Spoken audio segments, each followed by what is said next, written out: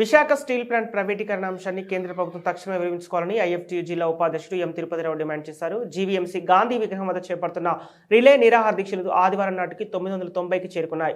ఈ సందర్భంగా ఆయన మాట్లాడుతూ ఈ నెల 27వ తేదీ నాటికి స్టీల్ ప్లాంట్ ప్రైవేటీకరణ నిలిపివేయాలని కోరుతూ చేపడుతున్న దీక్షలు 1000 రోజులకు చేరుకుంటున్నాయని తెలిపారు.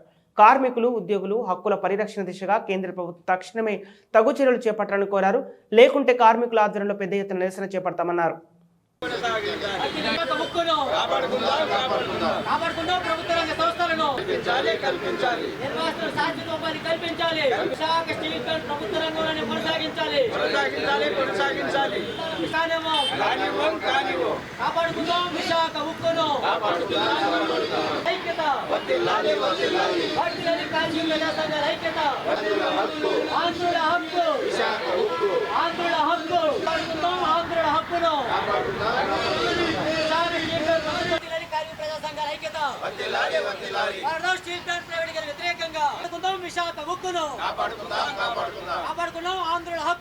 నా పేరు వెంకటేశ్వర్లు, ఐఎఫ్టీయూ రాష్ట్ర ఉపాధ్యక్షుడిని.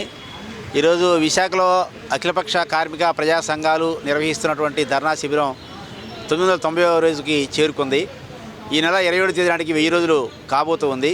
అయినప్పటికీ కేంద్ర ప్రభుత్వం విశాఖ స్టీల్ ప్లాంట్ ప్రైవేటీకరణకు వ్యతిరేకంగా నిరంతరం మాట్లాడుతూ ఉంది. పార్లమెంట్లో వివిధ పార్టీల సభ్యులు ప్రశ్నించినప్పుడు ప్రైవేటీకరణ కొనసాగిస్తారని చెప్తా ఉంది. స్థానికంగా బీజేపీ నాయకులు దానికి విరుద్ధంగా ప్రైవేటీకరణ ఆగిపోయిందని ముఖ్యంగా జీవీఎల్ నరసింహారావు పదే ప్రకటన చేస్తున్న పరిస్థితి ఉంది. ప్రజల్ని కన్ఫ్యూజ్ చేస్తున్న పరిస్థితి ఉంది.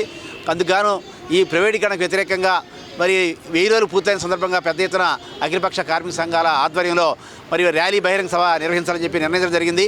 ఈ నెల 27వ తేదీ నాడు మరి విశాఖపట్నం రైల్వే డిఆర్ఎం ఆఫీస్ దగ్గర నుంచి ఇక్కడ కాంప్లెక్స్ దాకా ర్యాలీ నిర్వహించి ఇదే శిబిరం దగ్గర మరి పెద్ద బహిరంగ సభ నిర్వహించాలని చెప్పేసి అఖిలపక్ష కార్మిక ప్రజా సంఘాలు నిన్న సమావేశమై నిర్ణయించడం జరిగింది.